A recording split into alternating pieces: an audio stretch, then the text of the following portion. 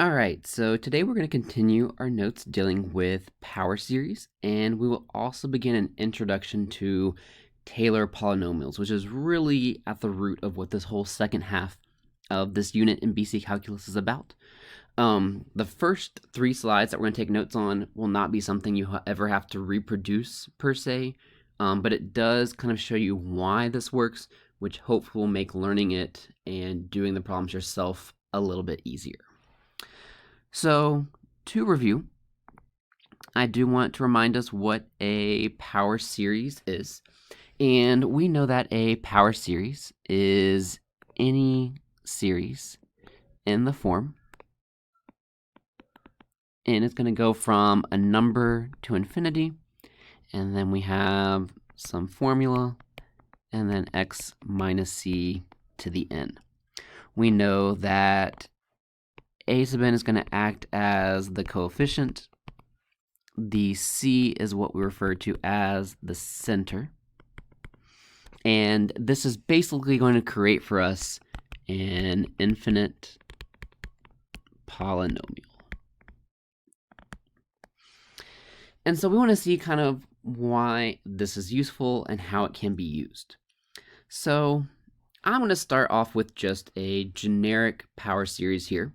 I am going to let the center be 0, only because it's easy to deal with and talk about right now. But we know that c could be 1, 2, -5, 300. It could be anything.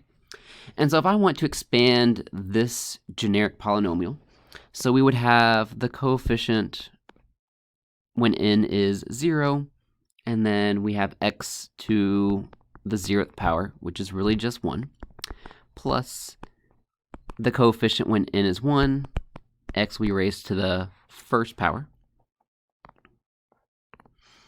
and then continue that all the way across.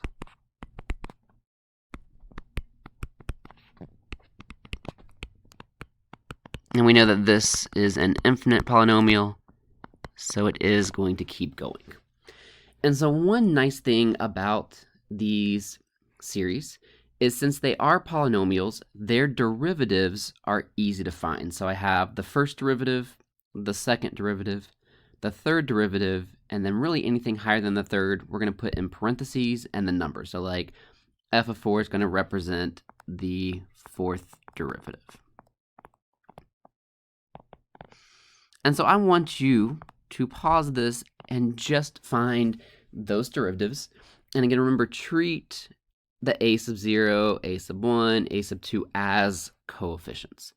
So please go ahead and pause your video and try to write the expression for those derivatives for me. All right, so while you pause it, I've already worked this out. And so notice when I'm taking the derivative, this first term is a constant, so its derivative is going to go to 0. This is a coefficient times x, so its derivative is just going to be a sub 1. This 2 goes down in front, the new exponent is 1, 3 comes down in front, and so on. So we notice for f prime, this is what the polynomial looks like. Again, it is infinite. It's going to keep going. F double prime, constant goes to a 0, so we know technically it's not there anymore. 2, a sub 2, this is a coefficient, so its derivative, just the coefficient, x goes away, 2 comes down in front, 3 comes down in front, dropping the new exponent down by 1. And then I can repeat that for the third derivative, the fourth derivative, and we really just could keep going forever. Because again, there's an infinite number of terms here, so there's going to be an infinite number of derivatives possible. And so now what I want you to do is I want you to plug in 0 for x for all the derivatives. Why 0? 1, because it's kind of easy to deal with.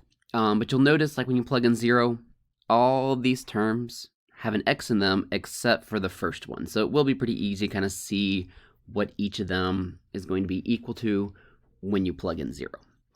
So go ahead and pause it and plug in 0 for me.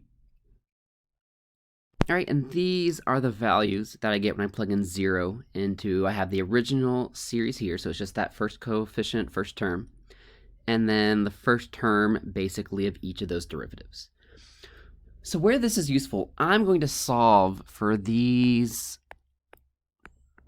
unknown terms of portions of it.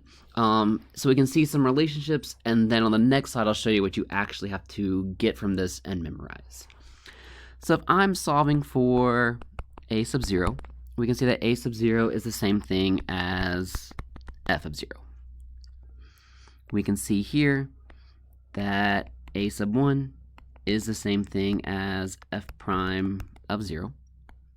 Solving for a sub 2, I'm going to divide both sides by 2, and I see that a sub 2 is equal to f double prime of 0 over 2, and then I can repeat that process. So I have a sub 3 is equal to the third derivative of f of 0 over 6, and then we have a sub 4, which is the fourth derivative of 0 divided by 24.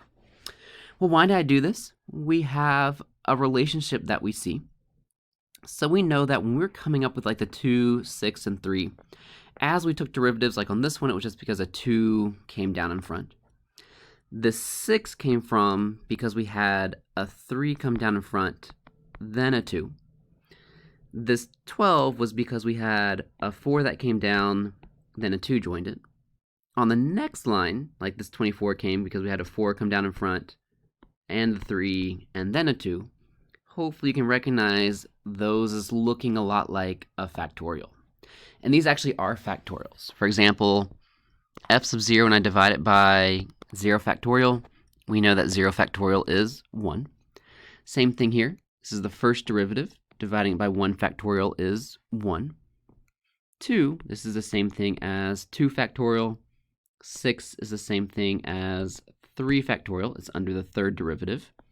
And 24 is the 4 factorial, and it's under the fourth derivative. So we can come up with this pattern of the terms. And so, for example, if I wanted to find the a sub 9, that's going to be the ninth derivative, 0 in this case, over in factorial. And this kind of pattern was discovered and expanded on by two mathematicians, and their names were Maclaurin and Taylor.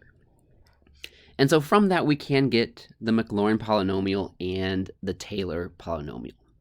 And so when we say polynomial, this is going to be something that is finite. So basically, if you're looking at the realm of things, like the series is talking about the infinite version of it. The polynomial is like the finite. So maybe you're looking at the first 4 terms, first 5 terms, first 2 terms, first 200 terms, because realistically you can't look at an infinite polynomial. You do have to estimate it using a finite. We represent both Maclaurin and Taylor polynomials with capital P usually, where K is representing the degree of the polynomial, or the largest exponent you see. So a degree 2 polynomial would have an x squared as the largest term. A degree 5 polynomial would have a 5 as the largest term. And the formulas you want to memorize them is for the sigma and the general term. So the Maclaurin polynomial is going to be starting at 0. Again, that could change to other numbers, but typically it is 0 of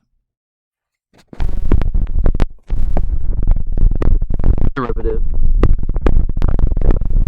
over n factorial times x to the n. Notice the way I wrote this. So again, f of n could be whatever term you're looking up. That's the derivative you are. The Maclaurin polynomial is going to be centered at 0. The Maclaurin polynomial is a type of Taylor polynomial. We call it Taylor polynomial just because it can be centered at anywhere other than C, other than 0. So we can just say generally at C. And the way we're going to represent a Taylor polynomial, same setup, but we have x minus whatever the center is to the nth power.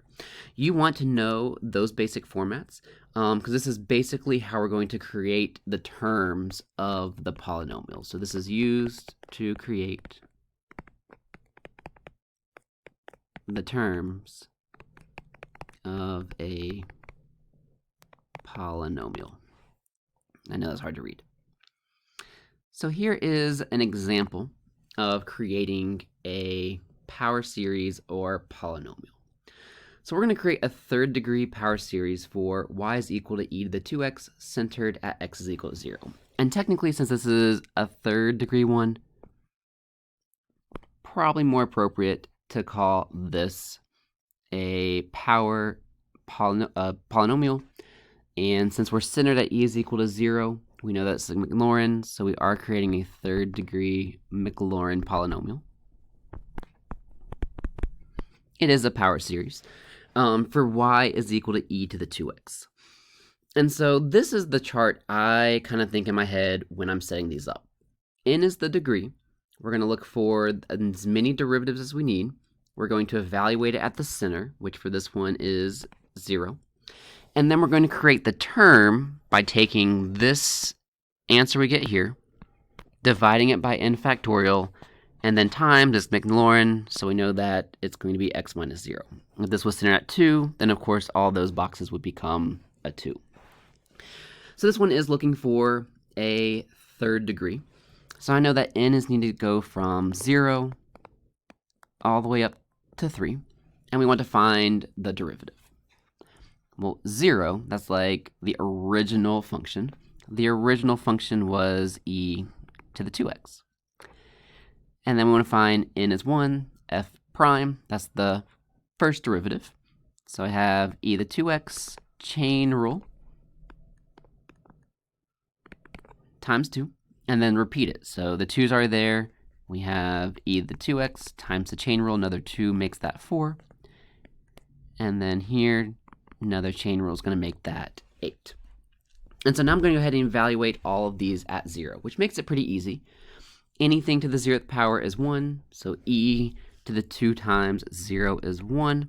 That becomes 2 times 0, 4 times 0, and then 8 times 0.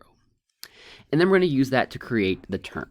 This is really the most important column, where I have the term over the factorial of the power times the x, and then that's going to create our polynomial. So I have 1 over n is 1 factorial x minus 0 to the first. And then I can repeat it. 2 over 2 factorial x minus 0 squared. I messed up. Alright, so I messed up and it won't let me edit it. So let's try this column again. N is 0, so let me try this first one again. So I have the original function evaluated at 0, which is 1 over 0 factorial x minus 0 to the 0th power. Then I have n is 1, so this is going to become 2 over 1 factorial x minus 0 to the first power. This one, n is 2, so I have 4 over 2 factorial x minus 0 squared. And then this last one, 8 over 3 factorial x minus 0 cubed. So what can we do with this? This is going to let us create our polynomial. And so what it represents is e to the 2x is approximately this third degree polynomial. And we'll explore in the next video kind of similarities in Desmos. So I have my terms. 0 factorial is 1. Anything to the 0th power is 1. So this first term is just 1. Plus 1 factorial is 1. So I have 2. X minus 0 is just x. And then I can repeat it for each of the other terms. So I have 4 over 2 factorial, which is 2, x squared, plus 8 over 3 factorial, which is 6x cubed. And of course I can reduce those. But what we're going to say is that this polynomial is equivalent to e to the 2x close to that center.